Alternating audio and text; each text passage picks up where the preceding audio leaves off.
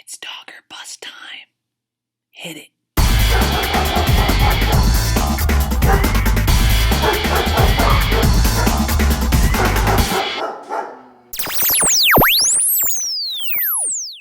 UFC Vegas 17, we are back. Stephen Thompson and Geoff Neal, the last fight card of 2020. I am already so depressed. A month off from the UFC. I don't even think Bellator. There's no regional fights really going on to check out. There's not a lot going on. It's going to be a hard month. Luckily, it's Christmas, so we'll get to spend some time with family. We'll have New Year's, but you can't go out. You can't do anything, so we're kind of stuck with stuck in our house with our family. Anyway, Stephen Thompson, Geoff Neal, great fight. There's 7 dogs that I like in this fight. I'm looking forward to it very much. I had 7 dogs last week. I'm going to talk about that in the rewind right now. All right, so in the rewind for UFC Vegas 16, we had 7 total bets on the bus. We went 2-4-1 overall, lost 0.95 units, which I'm going to tell you, yeah, it's a bummer. It's always a bummer to lose, but to lose less than a unit when we were in some good spots. We had 7 fights total. We had Cub Swanson, we had Gavin Tucker, Dos Santos, Souza, Jandaroba, we had Moicano, and then we had Brandon Moreno. So those were the 7 fights we had. It wasn't too bad with the 0.95 loss overall, because when I look at the 2 fights that were so close, like the Jandaroba fight, it comes down to the last takedown, I think. If Jandaroba ends up on top in that situation, I think she pulls out that fight. We cashed the plus 165 ticket. We're a winner for the night. Or if the Brandon Moreno fight, the 5th round, Brandon just looked beat up for whatever reason and just wasn't throwing anything. You know, they talked about on the broadcast how something was wrong with his arm. He declined and said there was nothing wrong, but there was no output in the 5th round, which was a bummer because it was in that spot where if he could have, come out like he did in the 4th, he would have sealed up the fight and we would have cashed a plus 290 ticket, which would have meant a huge profit for the day. Overall, the only bets I really regret, I regret the Jacare Souza, after watching that with the Kevin Holland fight. I really thought Jacare was another level of class in that fight, and I was proven wrong, completely wrong. It didn't even look competitive. Jacare looked like he was on the outs, just there to collect a paycheck. Dos Santos, you could say the same thing for his fight against Gan. Sorrel Gan, or Gone. But, Dos Santos, it was just plus 370. It was so high.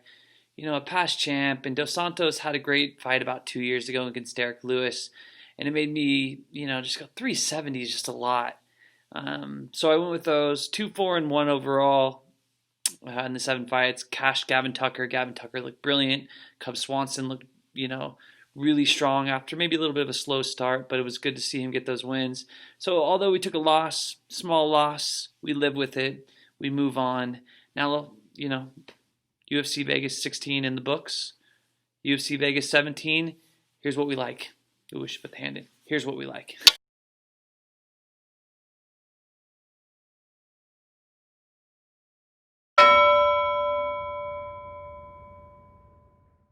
All right, it's round 1 for UFC Vegas 17. Again, there are 7 fights that I like the dogs on Saturday night. 7 fights on the card.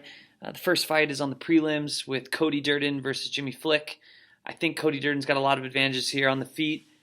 He's going to have a major advantage. Jimmy Flick, obviously more known for his jiu-jitsu. A lot of submission finishes for Jimmy Flick.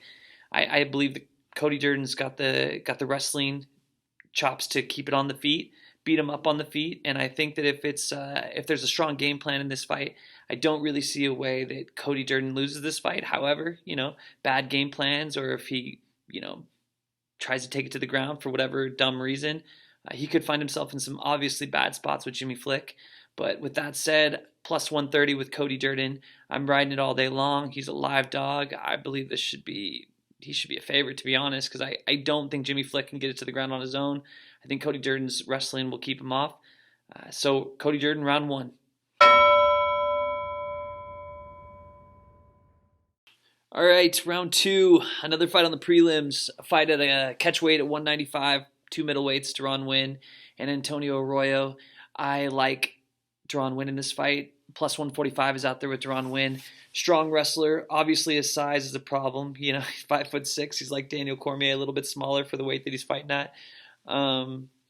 Deron Winn's small, and I think Antonio Arroyo's like 6'3".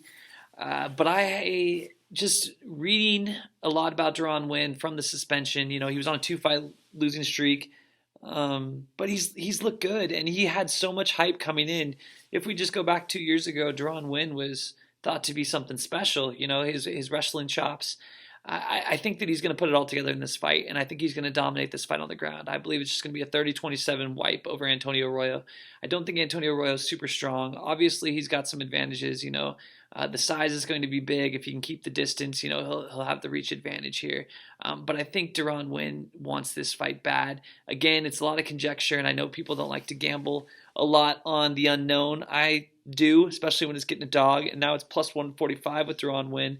I'm riding him all the way at this 195 catch weight. I think he's going to look good on Saturday night, and I think he's going to cash that ticket. So Deron Winn in the prelims. Round 3, we're going to go to a women's fight, the 135 again on the prelims, which is Sijara Eubanks and Pannie Kianzad. I usually think Eubanks actually gets disrespected a lot with betting lines, so I've had her in the past in some dogs, and she's helped out when she fought against Avila. Julia Avila, which they both fought against Julia Avila. Kianzad lost that fight. Sijara Eubanks won that fight. Don't really think it matters much here. Kianzad, it's similar to like the Durden fight when Durden's fighting Jimmy Flick, which we talked about 2 fights earlier. It's going to be if Kianzad can control the distance. Obviously, I think she's got a huge edge on the feet. Sijara Eubanks is an older fighter, but she's a grinder, so it's a good fight. I think that Sijara can make it ugly, grind it out, control some against the cage, maybe take her down a little bit. I don't think Kianzad's a dead fish on the ground by any means, but I like Pannie Kianzad in this fight at plus 145. I really like the number. I think it should be much closer to a pick'em. So plus 145. I've watched some other people talk about this fight because I'm always interested to kind of like search around and see what people are looking at. And a lot of people are seeing the same thing with Pannie Kianzad being very live in this spot. So I'm looking at her. I'm betting her. There's going to be a unit on her at plus 145. So Pannie Kianzad, take it down. Round 4, heavyweights. Looking at this fight, Marcin Tybura versus Greg Hardy. I am super interested in this fight. I'm a little surprised, if I'm to be honest with you, that Tybura is just, you can get him at exactly even money right now at plus 100. I would have thought he would have been a minus 150 favorite in this fight for sure. Greg Hardy, this is a big step up for him. Greg Hardy's looked good against fighters that I don't believe are near the caliber of Tybura. And I think that Tybura is going to dominate this fight. I really do. I think he is too experienced on 3-fight winning streak right now, 20-6 overall. So much experience compared to Greg Hardy. Greg Hardy's going to have the athletic ability. Tybura is going to have the game plan ability, game plan advantage, and I think he's going to look great in this fight. I think he's going to dominate this fight, and he's going to win it. Tybura is a good fighter. He is a solid top 15 fighter. Greg Hardy is not. Greg Hardy, I just really like Tybura, and I think he dominates wherever he wants to dominate in this fight. I think he's going to be better standing up. I think he's going to be better on the ground. You could say Greg Hardy's the better athlete for sure. Does not have the experience, though. Does not have the I really don't understand this line. So even money, we're definitely having a unit on Tybura here. So Tybura at the heavyweight division, taking down Greg Hardy, round 5. Round 5, looking at a women's flyweight fight, Jillian Robertson versus Talia Santos. Super excited for this fight. I love women's MMA. I know so many sports bettors that say they do not like to bet women's MMA. I love it. I feel like, especially when you're looking at dogs, there's so many live ones here. Jillian Robertson, you can get her. It's pretty much exactly even money. I got a minus 110 on her, which is pretty much dead even. Actually, it is dead even money. I don't know why I'm saying pretty much. So I'm kind of fudging it a little bit. She's a dog in this fight. I'm sure she will, as fight night closes, get more to a minus 115, minus 120 zone against Talia Santos. Talia Santos got a really inflated record, 16-1. She's won in one of her last fights. She just did beat the English woman, who I'm blanking on her name right now, but you know it. And Jillian Robertson has looked amazing. She looked great in her last fight. She did drop one to Macy Barber. No shame in that. Macy Barber only lost one fight to Roxanne Modafferi. But I love Jillian Robertson, the Canadian woman. I think she is just sticks to people like glue. She's looked impressive. She keeps getting better. Her stand-up looked good in her last fight. I'm very high on Jillian Robertson here. I think she's going to dominate in this fight. I love women's MMA. I don't care what you say. I love women's MMA, and I'm going to keep betting it, and I've been very successful betting it, and I think I'm going to be successful again with this fight. Jillian Robertson for the win. Round 5. Let's move to round 6. Round 6, Mikel Pereira versus Chaos Williams. This is the main event. I don't know who's not excited. If you are a fight fan, this one is going to be fun. Both fighters are so exciting. Chaos Williams, if I'm being honest with you, is a fighter that scares me. And when you think of something like the BMF title, he fits right into it. Chaos Williams' last 2 fights have gone right about a minute total.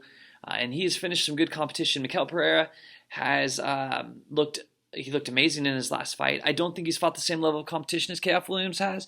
And I think this is going to be a really fun fight. I love Chaos Williams here as a pick'em just because he is a bad man. And I think until he fights someone that is super technical, that is going to be able to stay away from his power, he's going to roll and have some exciting fights, and this is going to be one of them. I don't believe Mikel Pereira is going to be able to handle his power, and I think he's going to get caught, and I think he's going to get caught early. So I like Chaos Williams a lot in the spot. Again, I'm going another 45-second fight. As much as we're all excited for it, I'm very excited for it. I think the lead-up is going to be more exciting than the fight. Pereira is going to come out looking to do his thing, keep his distance. Chaos Williams has got the reach, though, in this fight at 170. And I think Chaos Williams is going to clock him, lights out, cash the ticket. Chaos Williams, even money, plus 100, the win, round 7. Okay, round 7. I'm going to the main event. I'm going to the Stephen Thompson versus Geoff Neal fight. I love Stephen Thompson as a fighter. I have loved him for a long time in the UFC. I know he's the older fighter. I know it can be a trap to pick the older fighter versus the up-and-comer. Geoff Neal is obviously undefeated in the UFC, 1 loss to Kevin Holland on the regional circuit. I just think Stephen Thompson is better. This is a big step up from Mike Perry, and I think you're going to see it here. Gosh, I don't want to regret this, but I love Stephen Thompson. There's no reason to believe it. This isn't like a Jacare Souza fight. It's not, right? It's not. So at plus 100, it's going up too. I saw plus 105 out there. So I'm going to be betting Stephen Thompson in the fight. I don't think I'm going to regret it, but we'll see next. Oh, we're not going to talk for another month. Oh, I'm already getting depressed after Saturday night. But I like Stephen Thompson in this fight. That's our 7 picks of the night. Stephen Thompson's going to win. He's going to pick him apart standing up. I think he finishes him in this fight in the 3rd round. I'm going to go with just another level of fighter, and I've said that on a few fights already. I said that with like Tybura and Hardy, and I believe Stephen Thompson's going to do that here with Geoff Neal. Geoff Neal is great up-and-comer, but I just think this is a little bit too much too soon, and I don't think Stephen Thompson is done with his career yet.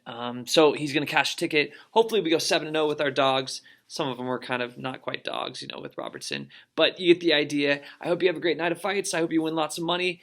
Please like and subscribe to Dog or Bust and catch me on Twitter. Have a great night. Peace out.